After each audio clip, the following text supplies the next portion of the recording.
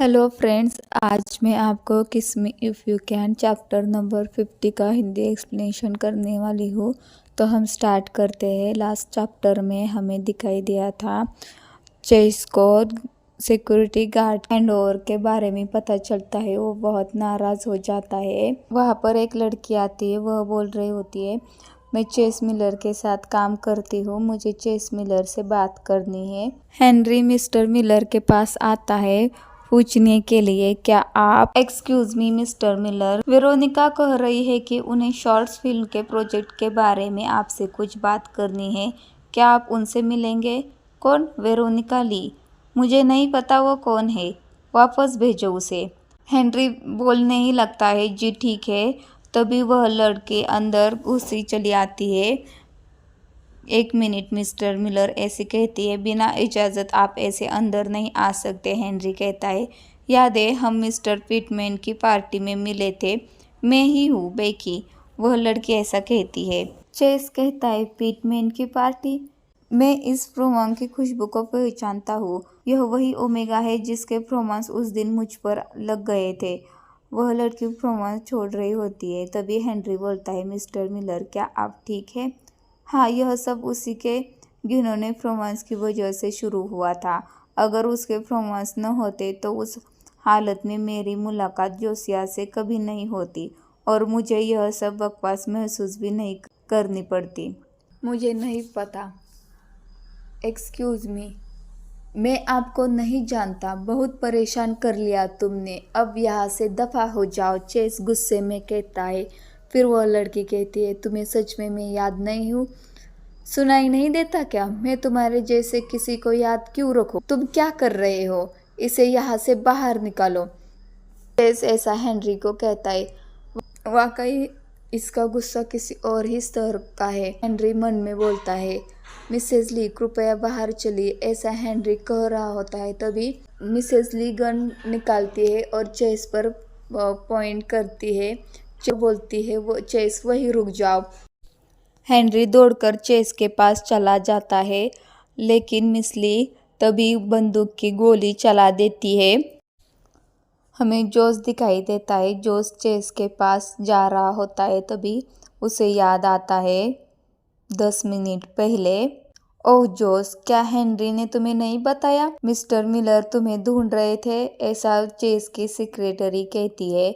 मैंने नहीं सुना, क्या कोई बात है?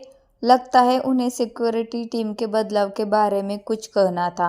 वह काफ़ी गंभीर लग रहे थे। तुम दोनों के बीच कुछ हुआ तो नहीं? मुझे जैसे ही मार्क से यह बात पता चली थी, उस समय चेस को बता देना चाहिए था। कहीं उसे ऐसा तो नहीं लग रहा कि मैंने जानबूझकर उससे यह बात छुपाई, और अब मुझे पीठ के बारे में भी उसे बताना चाहिए। अगर यह नौकरी खत्म हो गई तो बहुत देर हो जाएगी। मुझे उससे बात करके सब कुछ साफ करना होगा। जो उस मन में सोच ही रहा था, तभी उसे ट्रेलर का दरवाज़ा खुला दिखता है। वह बोलता है, यह दरवाज़ा खुला क्यों है और हेनरी कहाँ है? और चेस के बारे में सोचते ही वो बहुत परेशान होता है।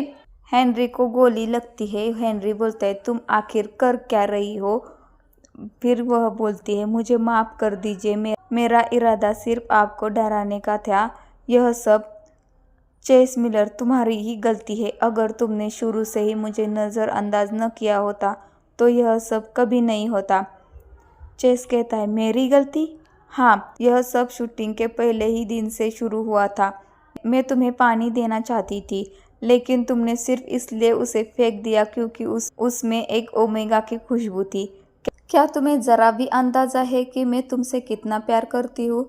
तुम मेरे साथ ऐसा कैसे कर सकते थे?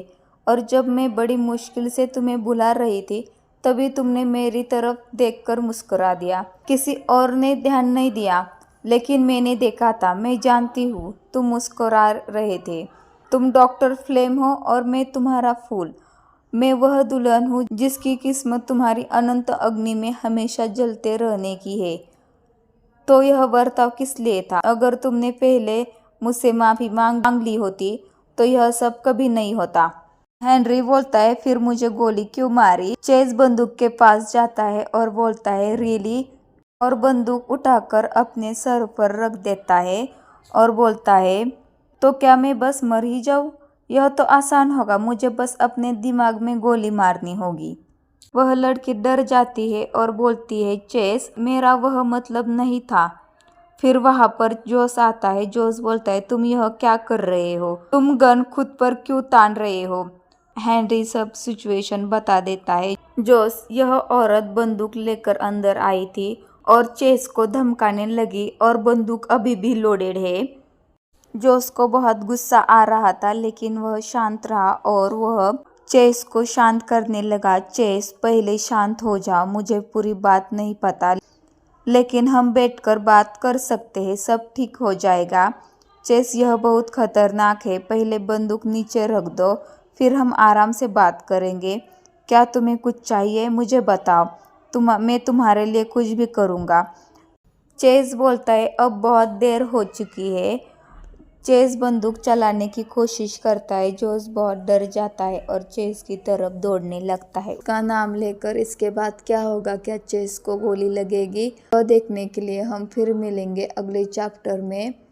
Bye bye, thank you.